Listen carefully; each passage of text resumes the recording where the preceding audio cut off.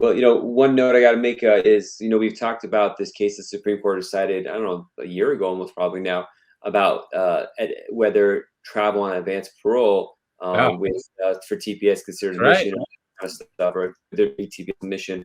There was a matter of ZRC that was law that's taken away. Just the Biden administration said that they're going to issue some sort of new travel document for TPS holders that's different from advanced parole, which will act as admission. So it does solve that. And, so that's interesting. They just bypass it. Okay, we'll do another thing.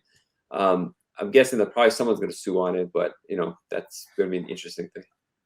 I don't know who's going to sue, though. I mean, I don't think the Sixth Circuit, for example, came down today saying that the states of Texas and Missouri didn't have jurisdiction to sue against the PD. They didn't have standing to sue against the Biden administration on the PD memo.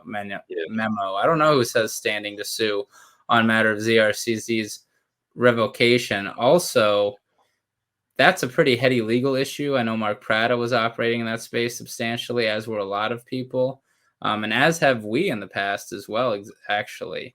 And USCIS I haven't done as deep a dive into it as maybe I should have, but Ira Kurzban has, who is a founding partner of the firm I'm at. And, I just say this because I don't want to take credit. I like giving credit where credit is due, and Ira always deserves so much credit. But this is bigger than ZRCC, because in that case, and matter of Arabella and Urabelli, however you say that old case, this is a complete overhaul of what leaving and coming back with TPS is. It's not advanced parole as it used to be adjudicated before USCIS. It's an inspection and admission under this weird statute from the early 90s, as you mentioned. It's an admission. It's not a parole. And so this is like a whole new thing that I don't think anyone's ever dealt with before. And the USCIS is going to issue this guidance. Either way, it gets the TPS holders who've traveled to the same end result, that is adjustment, if they're eligible based on a family member, although it might have different consequences based on whether they're an arriving alien or not, such that USCIS would have jurisdiction if they have a removal order. But that's a whole, gets complicated. In my head, because if the admission happens, there's immediate relative cases. A lot of marriage cases are going to have this.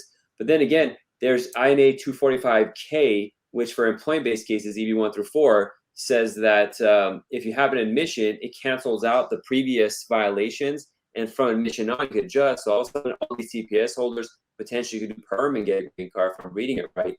Because for 245K, previous violations don't count. After the new admission, so that's going to open up even more than just immediate relatives for a lot of these people, because they probably here have EADs. All these employers could then just do the perm process, get the readmission going. So that's I got to think about as much popped in my head, but potentially it could open up a big employment-based contingent of TPS adjustment cases.